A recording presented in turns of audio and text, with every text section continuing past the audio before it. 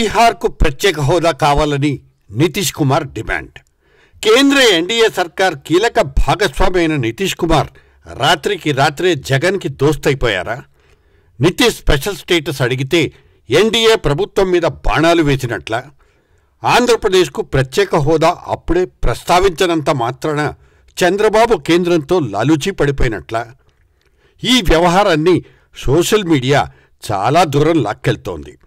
ఇక బీహార్ నితీష్ కుమార్కు జగన్ కొత్త స్నేహితుడని, తన రాష్ట్రానికి స్పెషల్ స్టేటస్ కావాలని కేంద్రాన్ని అడగడం ద్వారా నితీష్ ఏపీ చంద్రబాబుకి జ్ఞానోదయాల్ని కలిగించారని, తద్వారా తనకు రాజకీయ లాభం కలిగించినందుకు జగన్ ఆ నితీష్కు థ్యాంక్స్ చెప్పుకోవాలని రూట్ మ్యాప్ రెడీ అంటూ తలుపుకో మేక్కొట్టి దానికి పిచ్చి రాతల దారాల్ని వేళ్లాడదీస్తున్నారు.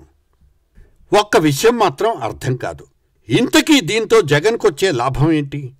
నితీష్ తన బీహార్ రాష్ట్రానికి స్పెషల్ స్టేటస్ అడిగితే బాబు మీద ఒత్తిడి పెరుగుతుందన్నది జగన్ ఆలోచన.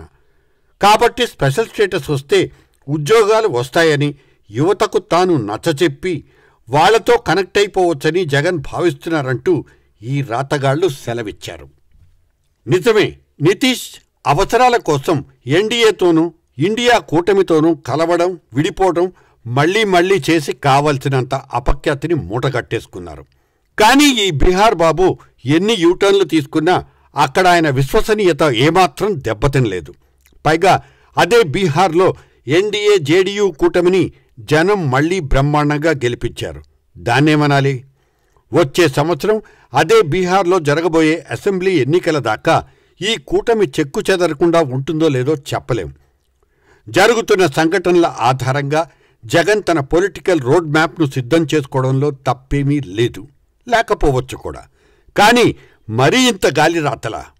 జగన్ తనకున్న 2 సీట్లతో ఏదేదో చేస్తాడని చెప్పడం గాల్లో కత్తి తిప్పడమే అవుతుంది.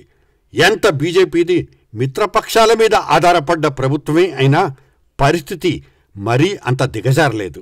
ఎవరి లెక్కలు వాళ్లకుంటాయి, ఎవరి జాగ్రత్తల్లో వాళ్లుంటారు. కాంగ్రెస్ చేస్తున్న ఇండియా ప్రయోగంలో పార్టీల రసాయనాలు అంత సులభంగా కలిసిపోయి ప్రతీకార చర్యలుండవు. రాజకీయాల రసాయనాల అణువులు ఒకదాంతో మరొకటి బలంగా ఢీకొన్నప్పుడే ప్రతీకార చర్యలు ఉద్భవిస్తాయన్నది కెమిస్ట్రీ చెప్పే నిజం. ఇప్పటికిప్పుడు ఢిల్లీ రాజకీయాల్లో ఆ పరిస్థితి లేదు. కాబట్టి ఆ నితీష్ మూలంగా తనకేదో అద్భుతమైన రాజకీయ అవకాశం చేజిక్కిందని జగన్ భుజాలెగరేసుకుంటూ థ్యాంక్స్ చెప్పాల్సిన అవసరాలు లేవు.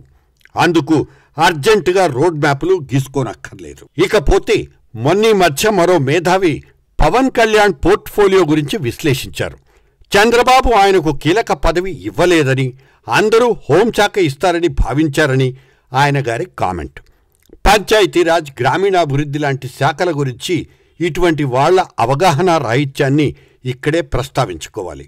తనకా శాఖలు కళ్యాణ్ బాబే కావాలని అడిగి మరీ తీసుకున్నారని తెలుగుదేశం వర్గాల వ్యాఖ్యల్ని కోట్ చేశారాయన. ఇవి అప్రధాన శాఖలన్నట్లు వారి వ్యాఖ్యానం. నిజానికి ఈ అపారమైన అనుభవజ్ఞుడైన జర్నలిస్టుకు మంత్రిత్వ శాఖల గురించి ఏమాత్రం కనీసపు అవగాహన లేనట్లుంది. మొన్నటిదాకా వాలంటీర్ల నియామకాలు, విధులు, వాళ్ల రాజకీయ ప్రభావాల మీద అందరూ జుట్లు పీక్కున్న విషయం తెలిసిందే. వాళ్లను నియమించింది పంచాయతీరాజ్, గ్రామీణాభివృద్ధి శాఖేనన్న నిజాన్ని తెలుసుకోవాలి. The famous and infamous 1040. ఇక హోంశాఖ, లా అండ్ ఆర్డర్, అదే శాంతి భద్రతల్లాంటి కీలకమైన అంశాలు పరిధుల్లేని ఆ హోంశాఖను పవన్ కళ్యాణ్ చేపడతారని ఎలా అనుకుంటారు? అవగాహన రాహిత్యం అంటే ఇదే. జర్నలిస్ట్ డైరీ ఛానల్ని సబ్స్క్రైబ్ చేయండి. ఎప్పటికప్పుడు జర్నలిస్ట్ డైరీ అప్డేట్స్ నోటిఫికేషన్స్ కోసం బెల్ ఐకాన్ మీద క్లిక్ చేయండి.